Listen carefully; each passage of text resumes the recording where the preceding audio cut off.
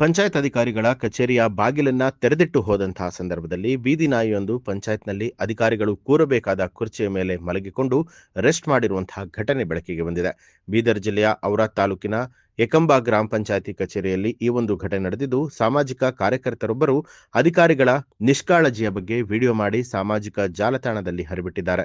ಸಾಮಾಜಿಕ ಕಾರ್ಯಕರ್ತ ಲಕ್ಷ್ಮಣ್ ದೇವಕತ್ತೆ ಅವರು ಅಧಿಕಾರಿಗಳ ಬೇಜವಾಬ್ದಾರಿ ಕೆಲಸದ ವಿರುದ್ಧ ಕಿಡಿಕಾರಿದ್ದು, ಅಧಿಕಾರಿಗಳು ನಿತ್ಯ ಕಚೇರಿಗೆ ಬಂದು ಹಾಜರಾತಿಯನ್ನ ಹಾಕಿ ಮನೆಗೆ ಹೋಗ್ತಾರೆ.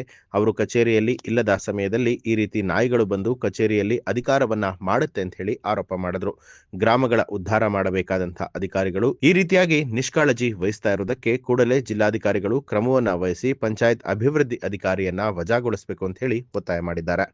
ಜಿಲ್ಲೆಯ ಔರಾ ತಾಲೂಕಿನ ಯಕಂಬ ಗ್ರಾಮ ಪಂಚಾಯತ್ ಅಲ್ಲಿ ಅಭಿವೃದ್ಧಿ ಅಧಿಕಾರಿಗಳು ಮತ್ತು ಸಿಬ್ಬಂದಿ ವರ್ಗದವರು ಬೇಜವಾಬ್ದಾರಿಯಿಂದ ನಿಷ್ಕಾಳಜಿಯಿಂದ ಕೆಲಸ ಮಾಡುತ್ತಿದ್ದಾರೆ.